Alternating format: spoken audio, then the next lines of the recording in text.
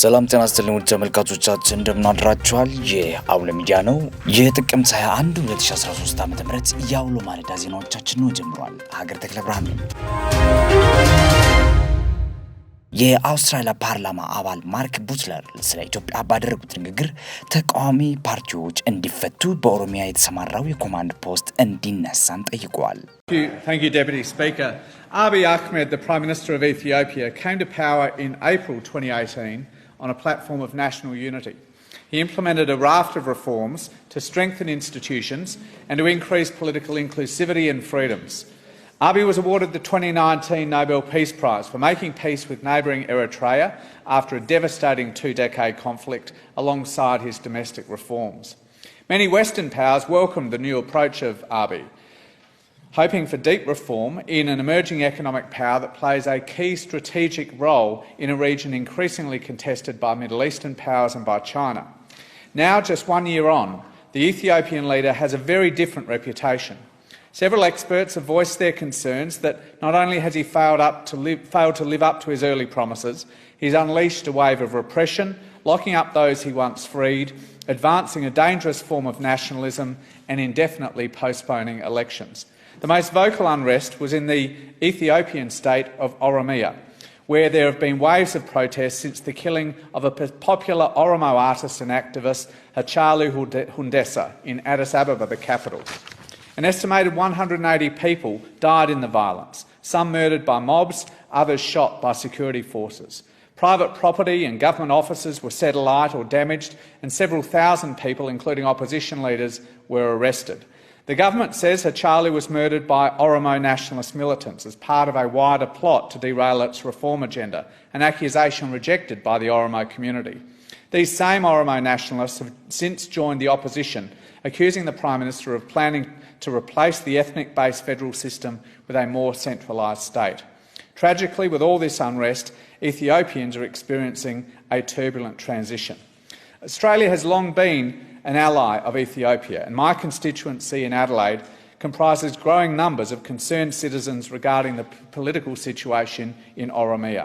The Oromo members of my community have asked me to request communication between the Australian government and the Ethiopian government to ensure the safety of all Australian citizens currently in Ethiopia. They request that the Australian government firstly formally condemn state-sanctioned military and police violence against innocent civilians and protesters. Secondly, demand the immediate release of all political prisoners and an end to unlawful imprisonment. Thirdly, demand an immediate end of illegal military command posts in western and southern Oromia. Call for democracy through the timely administration of free and fair elections in 2020. And call on the international community to impose sanctions if the above demands are not met. We must, Deputy Speaker, stand for democracy and real political freedom in Ethiopia. በአቶ ልደቱ አያሌው የክስ መቃወሚያና ዋስትና ላይ ብይን ለመስጠት ተለዋጭ ቀጠሮ ተሰጥቷል።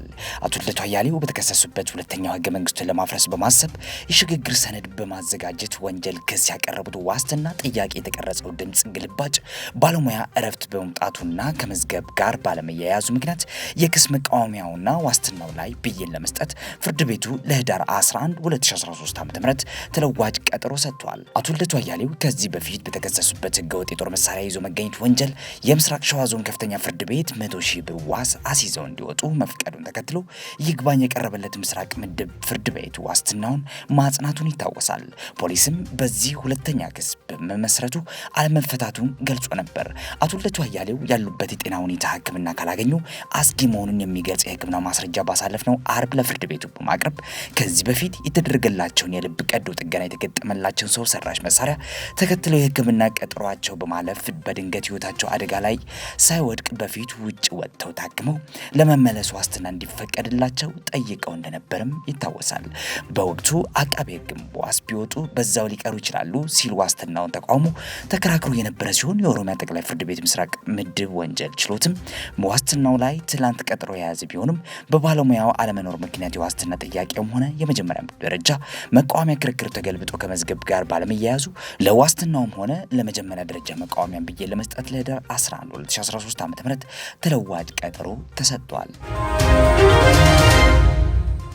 ዓለም አቀፉ ክራይሲስ ግሩፕ ትግራይ ክልልና ፌዴራል መንግስት ቅድመ ሁኔታዎችን አለዝበው መደራደር አለባቸው ብሏል። ዓለም አቀፉ ክራይሲስ ግሩፕ በትግራይ ክልልና በፌዴራል መንግስት መካከል ያለው ውጥረት አይሎ ወደ ግጭት ሊሸጋገር ይችላል ብሏል። ቡድኑ በሁለት አካላት መካከል ያለው አለመግባባት ተባብሶ ወዳልተፈለገ ደረጃ ከመድረሱ በፊት መፍትሄው ይሆናል ያላቸውን አማራጮች አስቀምጧል።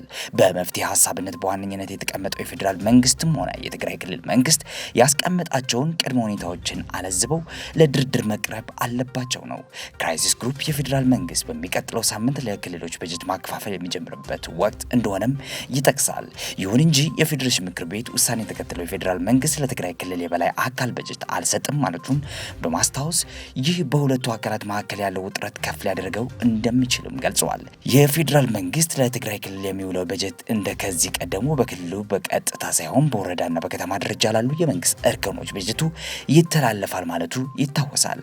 ሁለቱም አካላት ልዩነቶቻቸውን በጠረጴዛ ዙሪያ መፍታት ይኖርባቸዋል ይላል የክራይሲስ ግሩፕ ሪፖርት። ይሁን እንጂ እንደ ክራይሲስ ግሩፕ ከሆነ ሁለቱ አካላት በጠረጴዛ ዙሪያ ለመነጋገር ቅድመ ሁኔታዎችን አስቀምጠዋል።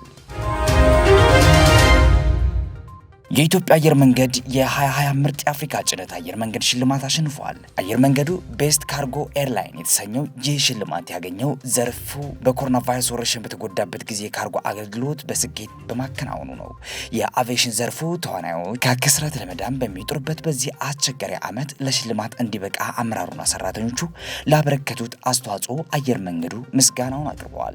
ለብዙዎቹ አየር መንገዶች የክስረት ምንጭ የሆነውን የኮሮና ቫይረስ ወረርሽኝ እኛ የፊታችን ወደ ጭነት ማመላለስ እንድናተኩር በማድረጉ ለዚህ ሽልማት አብቅቶናል ብሏል። አየር መንገዱ ሽልማት አስመልክቶ ለኤቢሲ በላከው መግለጫ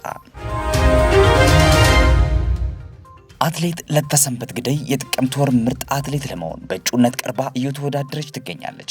በዓለም አቀፍ ደረጃ የጥቅምት ወር ምርጥ አትሌት ለመመረጥ ከታጩ ምርጦች አንዷ የሆነችው ለተሰንበት ግደይ በቅርቡ በ5000 ሜትር ርቀት ሩጫ የዓለም ክብረ ወሰን እንደሰበረች ይታወቃል።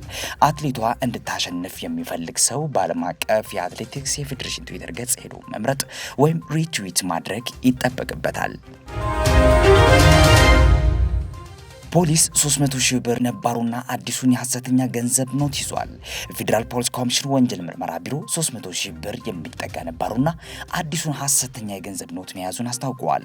ፖሊሱ ነባሩና የገንዘብ ኖት ከሁለት ተጠርጣሪዎች ሐሰተኛ የሆነው ባለ 100ና ባለ 50 174350 ብር ይዟል። ከአንድ ግለሰብ ደግሞ ከ200,000 በላይ ሐሰተኛ አዲስ ባለ 100ና ባለ 200 ብር መያዙን ነው ያስታወቀው። በኢትዮጵያና በጎረቤት ሀገሮች የኮሮና ቫይረስ ወቅታዊ ሁኔታ ነው። በኢትዮጵያ እስካሁን በበሽታው የተያዙ ሰዎች 95301 ሲሆኑ ህይወታቸው በዚህ ቫይረስ ምክንያት ያለፉ ደግሞ 1457 ናቸው። ጎረቤታችን ሀገረ ኤርትራ 461 ሰዎች በበሽታው ተይዟል። እስካሁን በቫይረሱ ምክንያት ህይወቱ ያለፈ ሰውም የለም። ጅቡቲ 5558 ሰዎች በበሽታው ተይዟል። እንዲሁም 61 ሰዎች ደግሞ በቫይረሱ ምክንያት ህይወታቸውን አጥተዋል። ሶማሊያ 3941 ሰዎች በበሽታው ተይዟል። 104 ሰዎች ደግሞ ህይወታቸውን አልፈዋል። ኬንያ በበሽታው የተያዙ ሰዎች ቁጥር 52612 ደርሷል። እንዲሁም ህይወታቸውን በቫይረሱ ምክንያት ያለፉ ሰዎች ደግሞ 964 ደርሷል። ደቡብ ሱዳን በበሽታው የተያዙ ሰዎች 2903 ሲሆን ህይወታቸው ያለፉት ደግሞ 58 ነው። ሱዳን በበሽታው የተያዙ ሰዎች 13772 ሲሆን በቫይረሱ ምክንያት ህይወታቸውን ያጡ ሰዎች ደግሞ 837 ደርሷል። ከውጭ ወደ ያዝናቸው መረጃዎች አልፈናል። ተመልካቾቻችን በዘንድሮ አነጋጋሪው የአሜሪካ ምርጫ በመጀመሪያ ቀናት ከ80 ሚሊዮን በላይ ዜጎች ወጥተው ድምፅ መስጠታቸውን ሲነገር ይህ እጅጉን ከፍተኛ ቁጥር ተብሎለታል። የአሜሪካ ምርጫ የጥናት ቡድን የሆነው የፍሎሪዳ ዩኒቨርሲቲ ከ100 ዓመታት ወዲህ ታይቶ በማይታወቅ ሁኔታ እስካሁን በመጀመሪያ ቀናት ብቻ ከ80 ሚሊዮን የሚልቁ አሜሪካውያን ድምፅ ሰጥቷል ነው የተባለው። በመጀመሪያው ቀን ድምፅ የሰጡት 80 ሚሊዮን አሜሪካውያን የዛሬ 4 ዓመት ድምፅ ከሰጡት የ2016 መራጮች ማለት ነው 58 በመቶ የሚወክሉ ናቸው ተብሏል። በአሜሪካ እየተባባሰ የመጣው የኮሮና ቫይረስ ስጋት በመሆኑ በሚሊዮን የሚቆጠሩ ዜጎች በመጀመሪያው ቀናት በነቂስ ወጥተው እንዲመርጡ ሆኗል መባሉን ሮይተርስ ነው የዘገበው። በመጨረሻም በኤዥያ ባህር የተነሳ የመሬት መንቀጥቀጥ ቱርክና ግሪክ አንቀጥቅጧል።